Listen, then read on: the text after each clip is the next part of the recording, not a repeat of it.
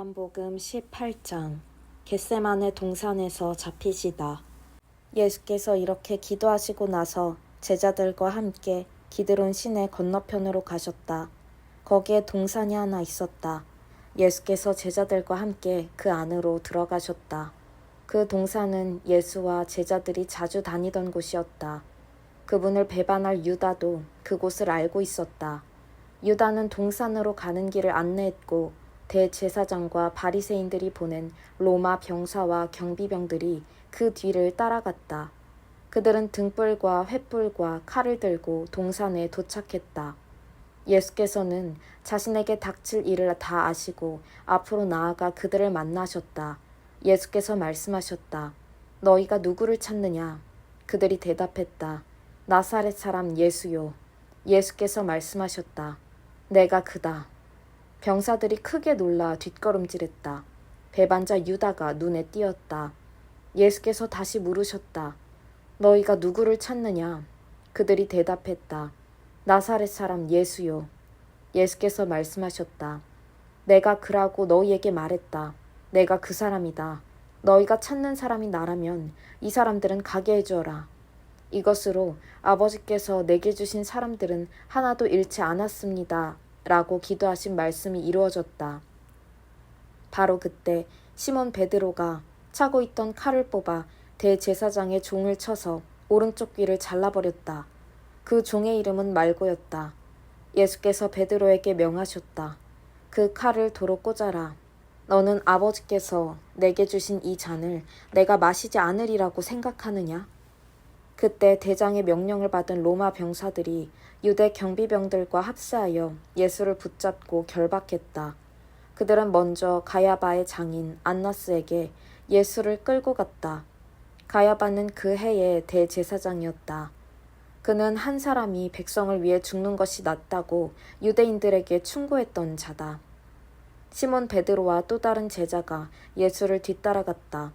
그 다른 제자는 대제사장과 아는 사이여서 예수를 따라 대제사장의 집 안뜰에 들어갈 수 있었다. 베드로는 밖에 머물러 있어야 했다.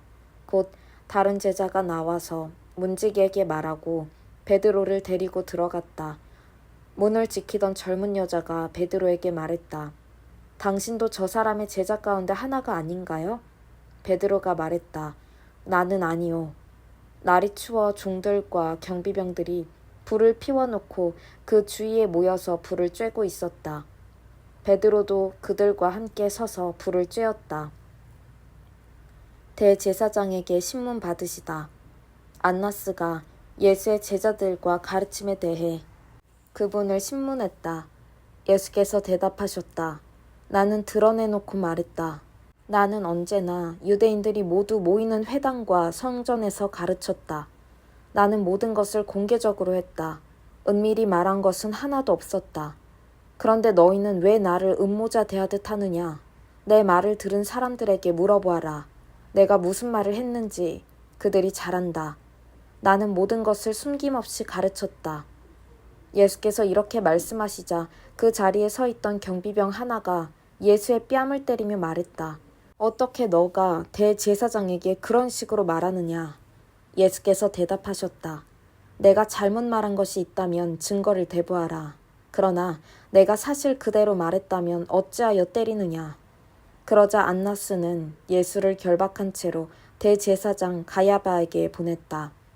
그동안 시몬 베드로는 뒤로 물러나 불가에서 불을 쬐고 있었다. 거기에 있던 다른 사람들이 그에게 말했다. 당신도 저 사람의 제자 가운데 하나가 아니오. 베드로가 부인했다. 나는 아니오. 대제사장의 종 가운데 한 사람으로 베드로에게 귀를 잘린 사람의 친척이 말했다. 당신이 동산에서 저 사람과 함께 있는 것을 내가 본 것 같은데. 베드로가 다시 한번 부인했다. 바로 그때 수탉이 울었다. 빌라도 앞에 서시다. 사람들이 예수를 가야바에게서 로마 총독의 관저로 끌고 갔다. 때는 이른 아침이었다. 그들은 유월절 음식을 먹을 자격을 잃고 싶지 않아서 총독 관저로는 들어가지 않았다. 그래서 빌라도가 그들에게 나와서 말했다. 무슨 죄로 이 사람을 고발하는 것이오? 그들이 말했다. 이 사람이 악행을 저지르지 않았다면 우리가 여기까지 와서 총독님을 귀찮게 하겠습니까? 빌라도가 말했다. 그를 데려가서 여러분의 법대로 재판하시오. 유대인들이 말했다. 우리는 사람을 죽일 권한이 없습니다. 이것으로 예수께서 어떻게 죽으실 것인지 가리켜 하신 말씀이 입증되었다. 빌라도가 다시 관저로 들어가 예수를 불러냈다. 너가 유대인의 왕이냐? 예수께서 대답하셨다. 그 말은 너 스스로 한 말이냐 아니면 다른 사람들이 나에 대해서 너에게 한 말이냐? 빌라도가 말했다. 내가 유대인처럼 보이느냐? 너의 동족과 대제사장들이 너를 나에게 넘겼다. 너가 무슨 일을 했느냐? 예수께서 말씀하셨다. 내 나라는 눈에 보이는 것들로 이루어지지 않는다.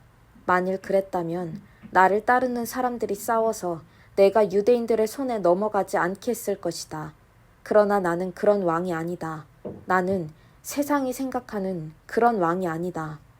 그러자 빌라도가 말했다. 그래서 너가 왕이냐 아니냐? 예수께서 대답하셨다. 너가 사실을 말했다. 나는 왕이다. 나는 진리를 증언하려고 이 세상에 왔다. 누구든지 진리의 마음이 있는 사람, 조금이라도 진리에 관심을 갖는 사람은 내 음성을 알아듣는다. 빌라도가 말했다. 진리가 무엇이냐? 빌라도가 이 말을 한 다음 다시 유대인들에게 나가서 말했다. 나는 이 사람에게서 아무 잘못도 찾지 못하겠소. 6월절에는 내가 죄수 한 명을 사면해주는 관례가 있소. 내가 유대인의 왕이라는 이자를 놓아주면 어떻겠소? 그들이 다시 외쳤다. 이자가 아니라 바라바를 놓아주시오. 바라바는 로마 체제에 저항한 유대인이었다. 요한복음 19장. 가시관을 쓰시다. 그래서 빌라도는 예수를 데려다가 채찍질하게 했다. 병사들이 가시나무로 왕관을 엮어 예수의 머리에 씌우고 자주색 옷을 입혔다. 그런 다음에 그분께 다가가 유대인의 왕 만세 하고 외쳤다. 그리고 예수께 인사하며 그분의 뺨을 때렸다. 빌라도가 다시 밖으로 나가서 유대인들에게 말했다. 내가 저 사람을 여러분 앞에 데려오겠소. 그러나 알아주기 바라오. 나는 그에게서 아무 죄도 찾지 못하겠소. 바로 그때 예수께서 가시관을 쓰고 자주색 옷을 입고 나오셨다. 빌라도가 말했다. 보시오, 이 사람이요. 대제사장과 경비병들이 예수를 보고 미친 듯이 소리쳤다. 십자가에 못 박으시오. 십자가에 못 박으시오. 빌라도가 그들에게 말했다. 여러분이 그를 데려가시오. 여러분이 그를 십자가에 못 박으시오. 나는 그에게서 아무 잘못도 찾지 못하겠소. 유대인들이 대답했다. 우리에게는 율법이 있습니다. 그 율법에 따르면 그는 죽어 마땅합니다. 자기가 하나님의 아들이라고 했기 때문입니다. 빌라도는 이 말을 듣고 더욱 두려웠다. 그는 다시 관저로 들어가 예수께 말했다. 너가 어디서 왔느냐? 예수께서 아무 대답도 하지 않으셨다. 빌라도가 말했다. 말하지 않을 작정이냐? 나는 너를 풀어줄 권한도 있고 십자가에 못 박을 권한도 있다는 것을 모르느냐? 예수께서 말씀하셨다. 하늘이 너에게 주신 권한 말고는 너는 나에 대해 조금도 권한이 없다. 그래서 나를 너에게 넘겨준 자의 잘못이 훨씬 큰 것이다. 빌라도는 이 말을 듣고서 예수를 사면하려고 최선을 다했다. 그러나 유대인들의 외치는 소리에 그의 말은 묻혀버리고 말았다. 이 사람을 놓아주면 총독님은 황제의 친구가 아닙니다. 누구든지 자기가 왕이라고 주장하는 사람은 황제에게 대항하는 것이나 마찬가지입니다. 빌라도는 이 말을 듣고서 예수를 데리고 나갔다.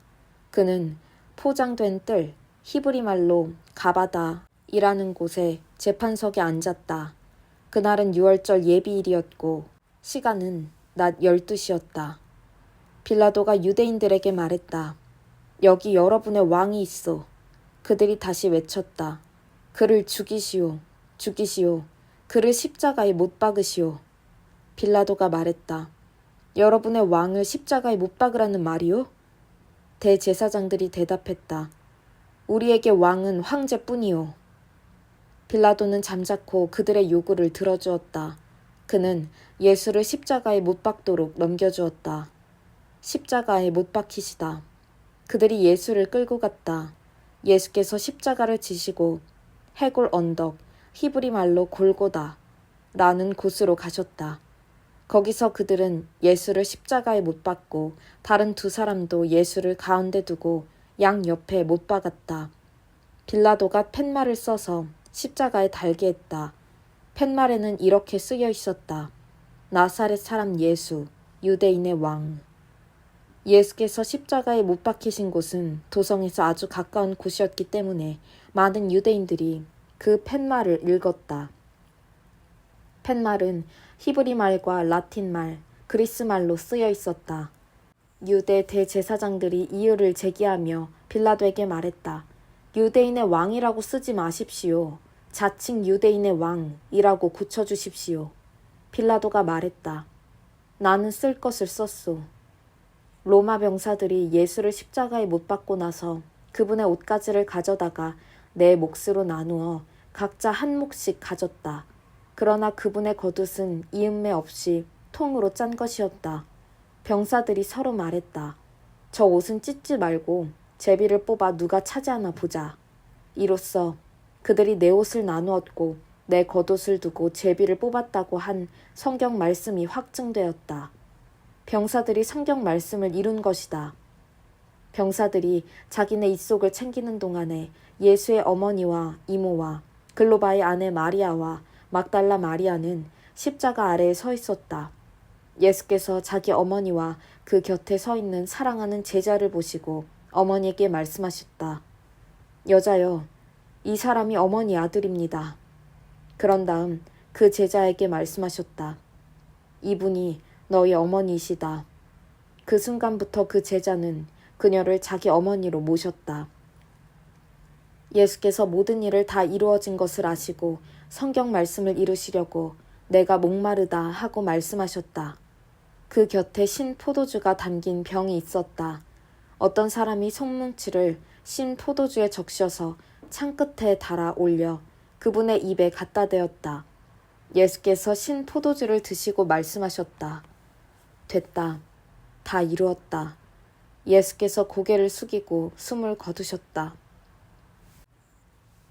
그날은 안식일을 준비하는 날이었다. 안식일에는 시체를 십자가에 둘 수 없었기 때문에 유대인들은 십자가에 달린 자들의 다리를 꺾어 빨리 죽게 해서 시체를 내리게 해달라고 빌라도에게 청원했다. 이번 안식일은 1년 중 가장 거룩하게 지키는 날이었다. 그래서 병사들이 가서 예수와 함께 십자가에 못 박힌 첫째 사람의 다리를 꺾고 또 다른 사람의 다리도 꺾었다. 병사들이 예수께 다가가서 그분이 이미 숨을 거두신 것을 보고는 다리를 꺾지 않았다. 병사들 가운데 하나가 창으로 그분의 옆구리를 찔렀다. 피와 물이 쏟아져 나왔다. 이 일은 직접 목격한 사람이 정확히 전한 것이다. 그가 직접 보고 진실을 말한 이유는 여러분도 믿게 하려는 것이다. 이 일들로 인해 그의 뼈가 하나도 꺾이지 않았다고 한 성경 말씀과 그들은 자기들이 찌른 이를 볼 것이다 라고 한 성경 말씀이 확증되었다. 이 모든 일이 있고 나서 아리마대 사람 요셉이 예수의 시신을 거두게 해달라고 빌라도에게 청했다. 그는 예수의 제자였지만 유대인들의 위협 때문에 자기가 예수의 제자라는 사실을 비밀로 하고 있었다. 빌라도가 허락하자 요셉이 가서 시신을 거두었다. 일찍이 밤중에 예수를 찾아왔던 니고데모가 이번에는 환한 대낮에 몰약과 침향 섞은 것을 33kg쯤 가지고 왔다. 그들은 예수의 시신을 모셔다가 유대인의 장례 풍습대로 향료를 바르고 고운 배로 쌌다. 예수께서 십자가에 못 박히신 곳 근처에 동산이 있었다. 그 동산에는 아직 아무도 모신 적이 없는 새 무덤이 있었다. 그날은 유대인들이 안식일을 준비하는 날이었고 무덤도 가까이 있었으므로 그들은 거기에 예수를 모셨다. 요한복음 20장 다시 살아나시다. 한 주의 첫날 이른 아침이었다. 아직 어두울 때에 막달라 마리아가 무덤에 가서 보니 무덤을 막고 있던 돌이 입구에서 옮겨져 있었다. 그녀는 곧장 시몬 베드로와 예수께서 사랑하시는 다른 제자에게 숨가쁘게 달려가서 말했다. 사람들이 주님을 무덤에서 꺼내갔어요. 그들이 그분을 어디에 두었는지 모르겠습니다. 베드로와 다른 제자가 즉시 무덤을 향해 서로 앞다투어 달려갔다. 다른 제자가 베드로를 앞질러 무덤에 먼저 도착했다. 그가 몸을 구부려 안을 들여다보니 거기에 고운 배가 놓여 있었다. 그러나 그는 안으로 들어가지는 않았다. 시몬 베드로가 그의 뒤에 도착해서 무덤 안으로 들어가 보니 고운 배가 놓여 있었다. 그분의 머리를 감쌌던 수건은 고운 배와 함께 있지 않고 따로 가지런하게 개어져 있었다. 그제야 먼저 도착했던 다른 제자도 무덤 안으로 들어가서 증거를 보고 믿었다. 그분께서 죽은 자들 가운데서 살아나야 한다는 말씀을 아직 아무도 깨닫지 못하고 있었다. 그 후에 두 제자는 집으로 돌아갔다. 그러나 마리아는 무덤 바깥에 서서 울고 있었다. 그녀가 울면서 무릎을 꿇고 무덤 안을 들여다보니 흰옷을 입은 두 천사가 거기 앉아 있었다. 한 천사는 예수의 시신이 놓여있던 자리 머리맡에, 다른 천사는 발치에 앉아 있었다. 천사들이 마리아에게 말했다. 여자여, 어찌하여 우느냐? 마리아가 말했다. 사람들이 내 주님을 꺼내갔습니다. 그들이 그분을 어디에 두었는지 모르겠습니다. 마리아가 이렇게 말하고 나서 뒤로 돌아서니 예수께서 거기에 서 계셨다. 그러나 마리아는 그분을 알아보지 못했다. 예수께서 마리아에게 말씀하셨다. 여자여, 어찌하여 우느냐? 누구를 찾고 있느냐? 마리아는 그분이 동산직인 줄 알고 말했다. 선생님이 그분을 모셔갔으면 어디에 두었는지 알려주세요. 내가 그분을 돌보겠습니다. 예수께서 마리아야 하고 부르셨다. 마리아가 예수께 돌아서며 히브리 말로 랍오니 하고 불렀다. 이는 선생님이라는 뜻이다. 예수께서 말씀하셨다. 나를 계속 붙들고 있지 마라. 내가 아직 아버지께로 올라가지 않았다.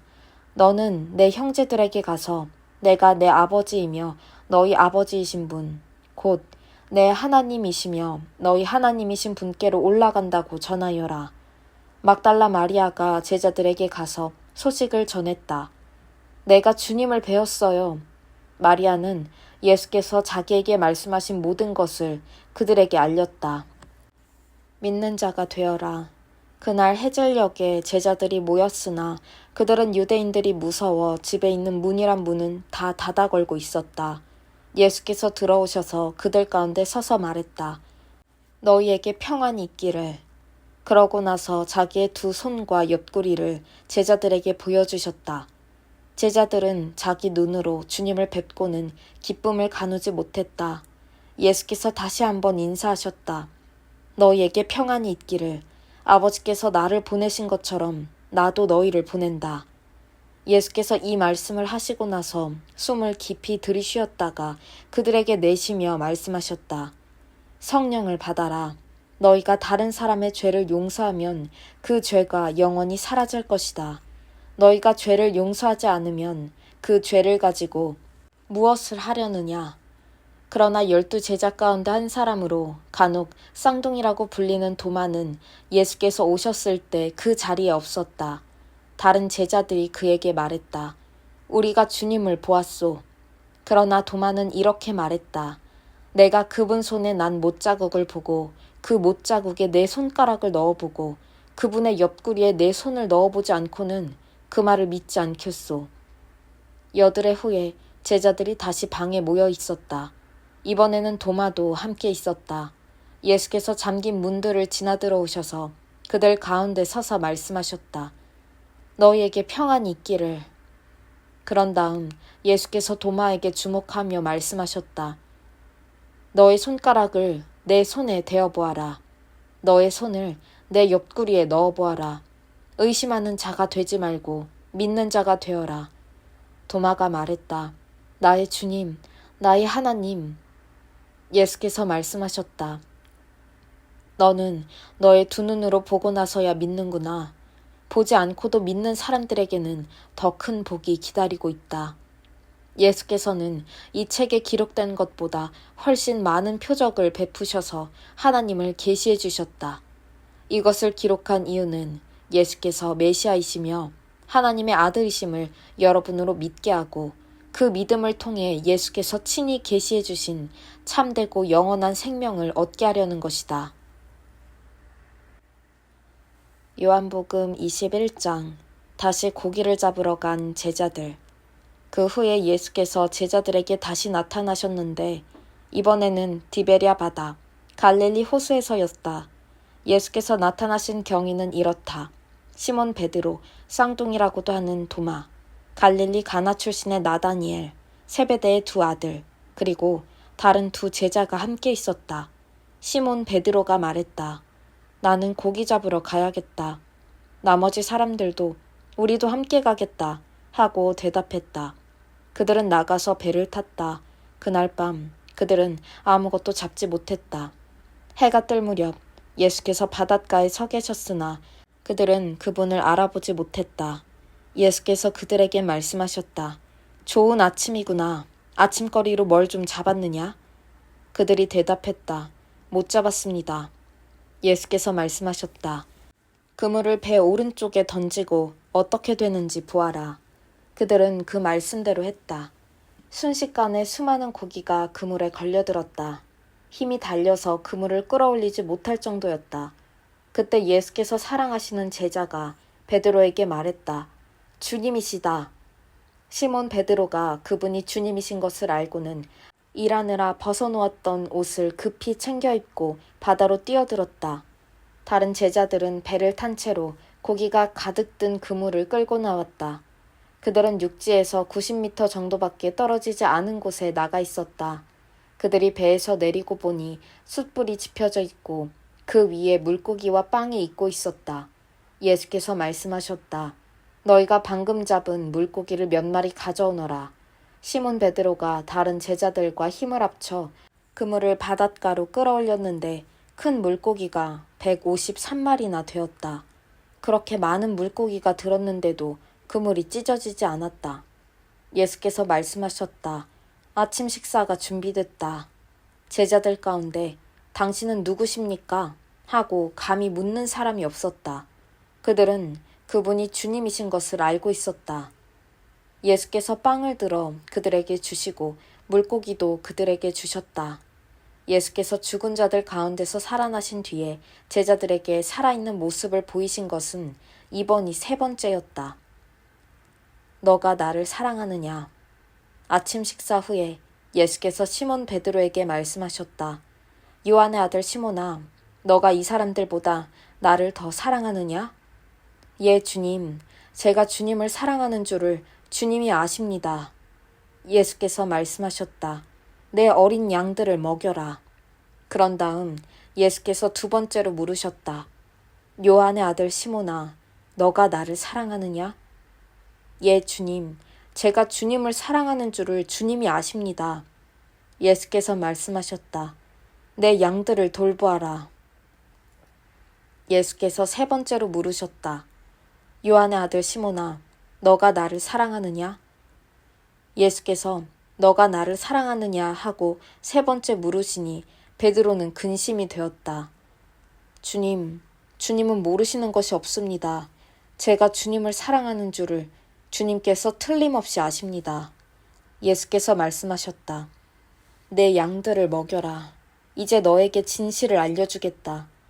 너가 젊었을 때는 너 스스로 옷을 입고 어디든지 원하는 곳으로 다녔다. 그러나 너가 나이 들어서는 두 팔을 벌려야 할 것이다.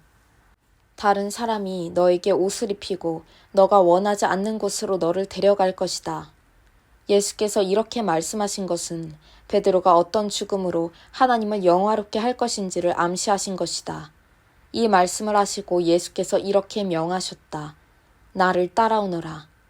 베드로가 고개를 돌려보니 예수께서 사랑하시는 제자가 바로 뒤에서 뒤따라오고 있었다. 베드로가 그를 보고 예수께 물었다. 주님, 이 사람은 어떻게 되겠습니까? 예수께서 말씀하셨다. 내가 다시 올 때까지 그를 살려두고자 하더라도 그것이 너와 무슨 상관이 있느냐? 너는 나를 따라오너라. 그래서 그 제자가 죽지 않을 것이라는 소문이 형제들 사이에 퍼진 것이다. 그러나 예수께서 하신 말씀은 그런 뜻이 아니었다. 예수께서는 그저 내가 다시 올 때까지 그를 살려두고자 하더라도 그것이 너와 무슨 상관이 있느냐 라고 말씀하셨을 뿐이다. 이 모든 일을 목격하고 기록한 사람이 바로 그 제자다. 우리 모두는 그의 증언이 믿을만하고 정확하다는 것을 알고 있다. 이 밖에도 예수께서는 아주 많은 일을 행하셨다. 그것을 하나도 빠뜨리지 않고 낱낱이 기록한다면 그 기록한 책을 다 담아두기에는 이 세상도 비좁을 것이다.